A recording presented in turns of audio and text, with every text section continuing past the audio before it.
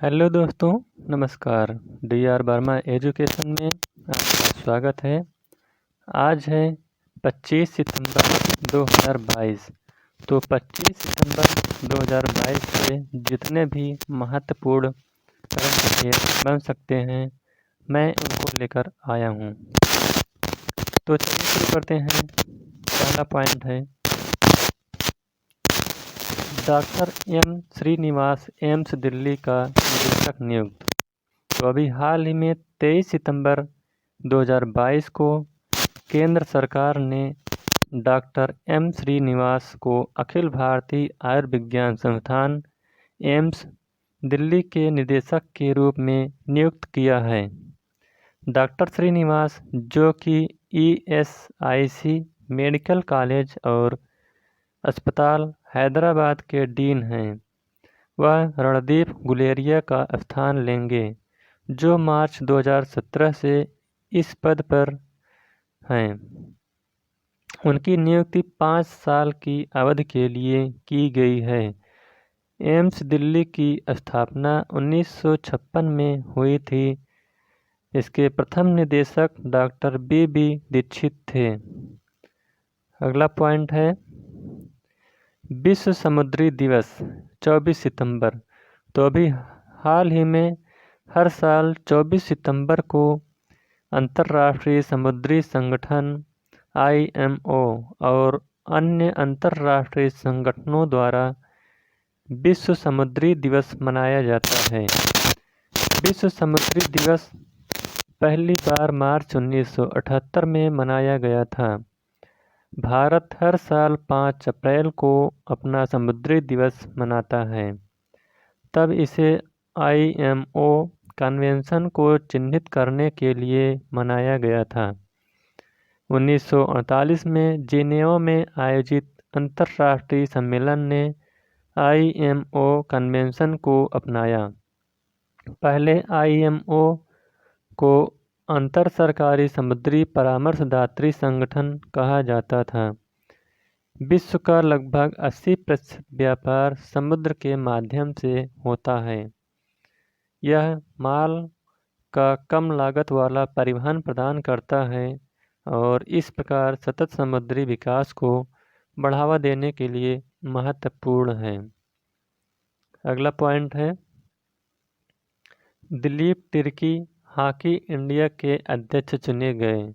तो अभी हाल ही में भारत के पूर्व हॉकी कप्तान और 1998 के एशियाई खेलों में स्वर्ण पदक विजेता टीम के सदस्य दिलीप तिर्की को 23 सितंबर 2022 को सर्वसम्मत से हॉकी इंडिया के अध्यक्ष के रूप में चुना गया। इतिहास में पहली बार एक पूर्व खिलाड़ी और एक ओलंपियन को हॉकी इंडिया के प्रमुख के रूप में चुना गया है। 44 साल के तिर्की ने अपने 15 साल से अधिक के कैरियर में डिफेंडर के रूप में रिकॉर्ड 412 अंतर्राष्ट्रीय मैच खेले हैं। अगला पॉइंट है केंद्रीय मंत्री जी किशन रेड्डी सिम्फनी सम्मेलन का शुभारंभ किया। तो अभी हाल ही में पर्यटन और संस्कृति मंत्री जी किशन रेड्डी ने 24 सितंबर 2022 को 2 दिवसीय आभासी सम्मेलन सिम्फनी का शुभारंभ किया।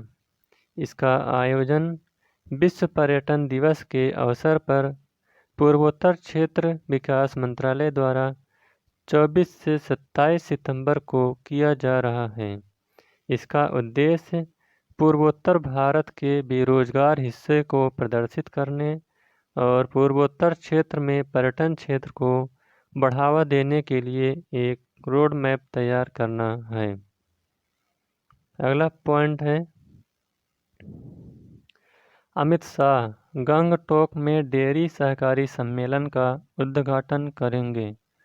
तो केंद्रीय गृह और सहकारिता मंत्री अमित शाह 7 अक्टूबर 2022 को सिक्किम के गंगटोक में पूर्वी और उत्तर पूर्वी क्षेत्र डेयरी सहकारी सम्मेलन का उद्घाटन करेंगे। इसका आयोजन national cooperative dairy federation of India द्वारा किया जाएगा।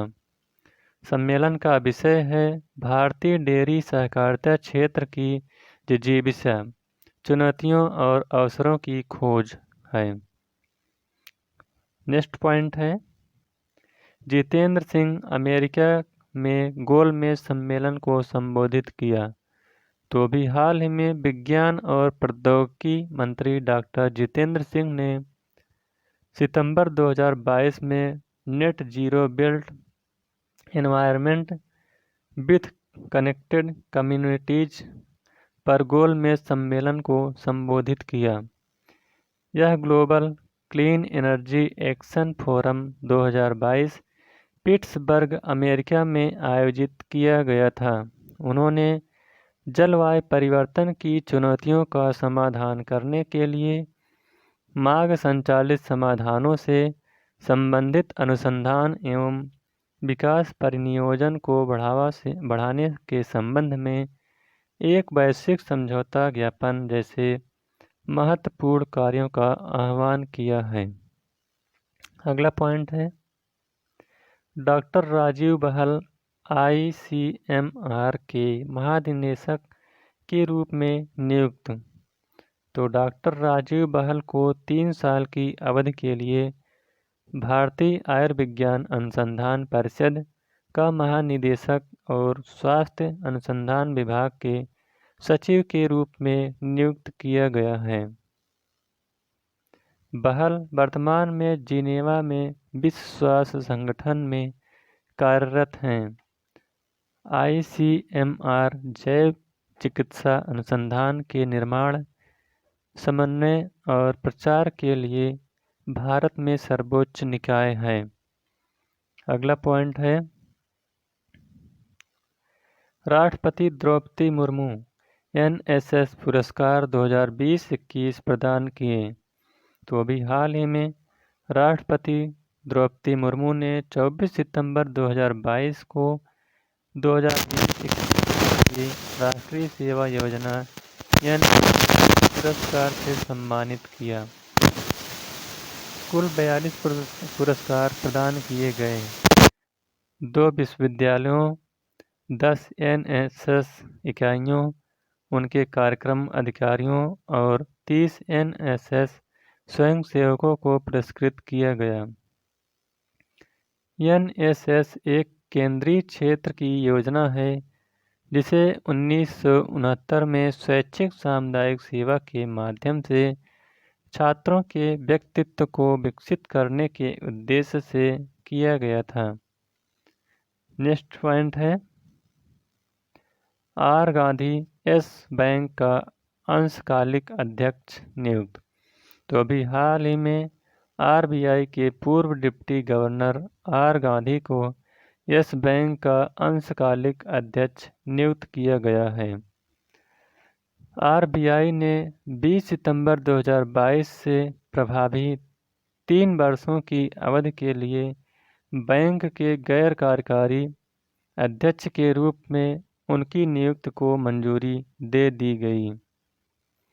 गांधी इस समय वित्तीय क्षेत्र के नीति विशेषज्ञ और सलाहकार हैं।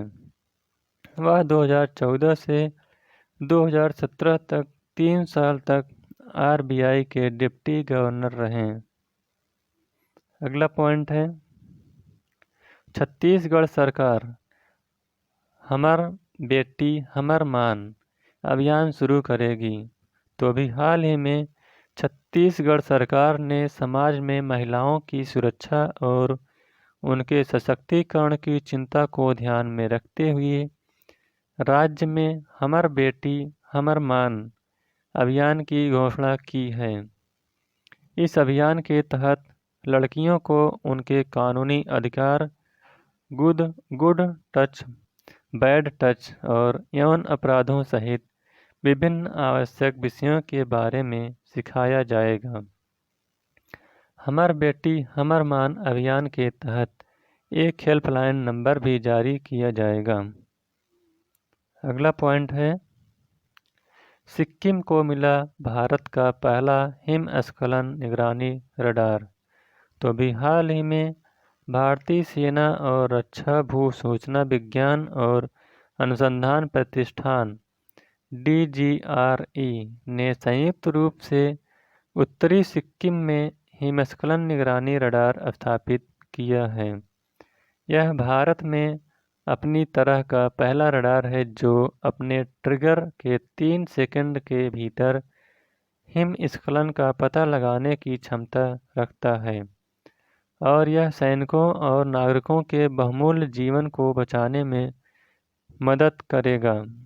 यह हिमस्खलन के अलावा भूस्खलन का भी पता लगा सकता है।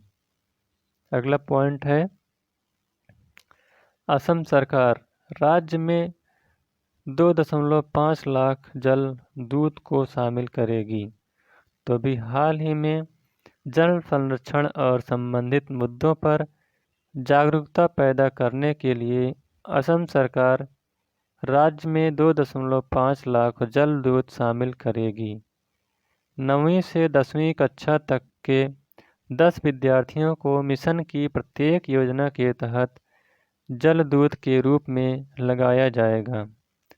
चयनित छात्रों को सामुदायिक जुड़ाव के साथ साथ पानी, स्वच्छता और स्वास्थ्य पर 2 दिवसीय कार्यशाला से गुजरना होगा।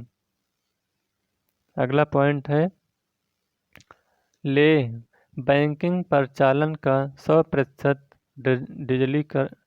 डिजिटलीकरण किया हासिल। तो अभी हाल ही में लद्दाख के लेह जिले ने बैंकिंग परिचालन का 100% डिजिटलीकरण हासिल कर लिया है। लेह जिले ने 1 साल की छोटी सी अवधि में सभी ऑपरेटिंग बैंकों के डिजिटलीकरण का काम पूरा कर लिया है। लेह लगभग 3500 मीटर की औसत ऊंचाई पर स्थित है। यह लद्दाख साम्राज्य की ऐतिहासिक राजधानी भी थी। लद्दाख के उपराज्यपाल राधाकृष्ण माथुर हैं। अगला पॉइंट है, भारत 2023 में पहली मोटो GP रेस की मेजबानी करेगा। तो अभी हाल ही में भारत 2023 में ग्रेटर नोएडा में बुद्ध इंटरनेशनल सर्किट में अपनी पहली मोटो GP वर्ल्ड चैंपियनशिप रेस की मेजबानी करेगा। यह 2023-2024 से 2030-2031 तक आयोजित किया जाएगा और इसे भारत का ग्रैंड प्रिक्स कहा जाएगा। दोनों स्पोर्ट और फेयर स्ट्रीट स्पोर्ट के बीच मोटो GP को भारत में लाने के लिए 7 साल के लिए एक समझौता ज्ञापन पर हस्ताक्षर किए गए हैं। इस प्रीमियर इवेंट में 19 देशों के राइडर शामिल होंगे। अगला पॉइंट है, भारतीय रेलवे इसरो द्वारा विकसित RTIS सिस्टम स्थापित किया। तो अभी हाल ही में भारतीय रेलवे ने घोषणा की है कि वह लोकोमोटिव और ट्रेनों पर इसरो के सहयोग से विकसित real time train information system RTIS स्थापित कर रहा है। इसके साथ नियंत्रण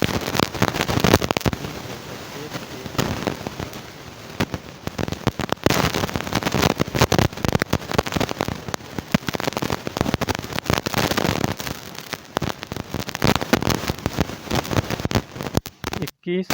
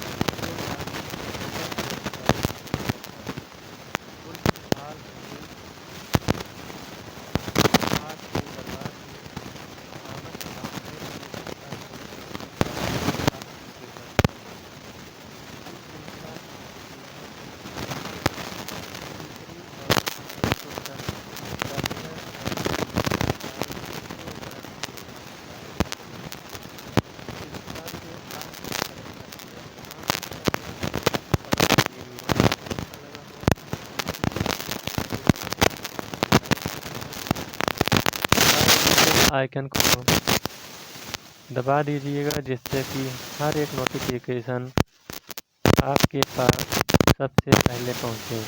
और भी इसके अलावा करंट अफेयर देखने के लिए आप प्ले लिस्ट में जाकर देख सकते हैं। Thank you.